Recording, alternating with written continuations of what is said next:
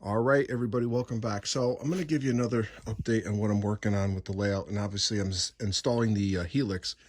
So obviously everyone knows that I cut the Helix in half, and it was wrapped around a lolly column. So when I cut it in half, the back side of the Helix came out pretty good. The front side, it was almost like it had like an accordion effect to it. So that was problematic. So you can see what's happening here with the pieces. So I tried clamping it, and I only have a couple of these clamps. So I reached to my toolbox and tried these, but these didn't work. These didn't hold. And basically what I need to do is I need to clamp each section as I'm maneuvering these pieces here. And see? And this is what's happening. Every time I move something, something else falls. So what I figured out is when I pick this thing up, the backside, the 1x3s almost act like an accordion. All right, and if you look, you can see it's all at an angle and stuff. It's not correct. And what I found out was this one was in between these two. So when I put this thing in position, it was fighting me, and I couldn't figure out what the heck was going on with it. And I worked till like 1 o'clock in the morning trying to figure it out, and finally I just gave up and went to bed. When I got up this morning, I double checked something, and I realized that this was in the wrong spot. So obviously I reversed it, and everything seems to be working a little bit better. But now I didn't have enough clamps, so I ended up going down to my local Lowe's, and I bought 8 of these.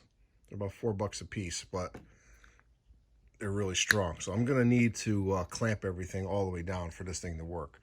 So worst comes to worst, I'll just add these to my tools, and we'll be good to go. So let's take a look at what I'm actually doing underneath here. So obviously you have the main L girder here and here, right there. And also this has another piece that jets off, hooks into here, comes down, and goes into another short L girder section. So I've been having trouble lining this up, and part of the problem was those 1x3s that were getting bound up. So I'm gonna go with the clamps for tonight, clamp everything down, and try to maneuver everything so I can screw this Helix down permanently. I did pick up some track for this Helix, actually the original Helix track I got. So that's going to be going back, and I'll show you that in the next video installment. But the back side of this, it's solid. It's ready to go. So I just got to get the front maneuvered on, and then I can start laying track. So let's start some work, and then we'll be right back. All right, so we're back, and good news. I have pretty much about 95% of the Helix is back together. All right, so we got to do some splice plates. I'm going to double check to make sure all the 1x3s are all secured to the L girders. And then once I get the splice plates in, then we're going to put some track on there. But if you look, everything is lining up perfectly. Even the line down there. So this is going back together a bit more easier than I expected. So hope I didn't just jinx myself, but let's see.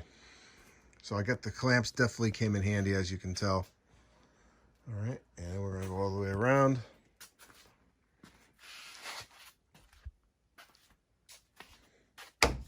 This thing is rock solid. I'm so impressed. Some of the original track work is on this, but some of it was taken off. All right, so, and this is the other section. So you can see that it's perfectly lined up all the way down. All right. All right, so I'm going to get some splice plates in now, and then we'll be back. All right, everybody, so this is an aerial view. I'm actually on a ladder right now, my basement, and look at the size of this Helix. This thing is huge. So she's back together, and like I said, once we get done with the splice plates, we'll be back. All right, everybody, so I did the final adjustments on the Helix. I did not get a chance to put the splice plates in, but I'm going to do that tomorrow, and that will be in the next layout update. But I went around and made sure all the screws are tight, and I have to say, this thing is solid. I was very impressed. So this thing is ready for track once I put the splice plates in. And what I was trying to figure out is the actual elevation on this. And I'm going to use my micro mark tool.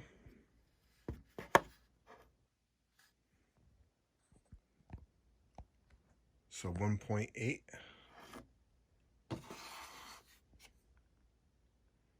1.6. That's not bad. But I believe this this Helix is around 30 or 32 inch radius. But I'm gonna find that out really soon once I start putting the track in.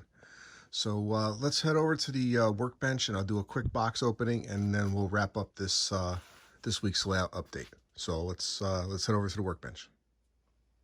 All right, everybody. So recently I picked up this used building. I got it for $10, and I thought it was a great deal. And looking at it, I felt it would make a good, nice little industrial office, or even possibly some type of yard office.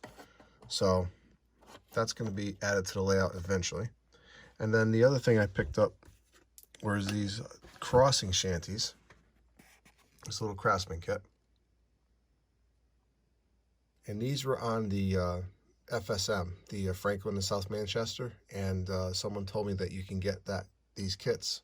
So I picked one up, and it comes with, let's see, yep, it comes with two of these shanties in there. So I figured, you know, it would be good, maybe one for the manufacturers and then one for the main layout once I finish it. So this pretty much ends this layout update. Just want to thank everybody for watching. This is New Haven Rails signing off. Have a great weekend.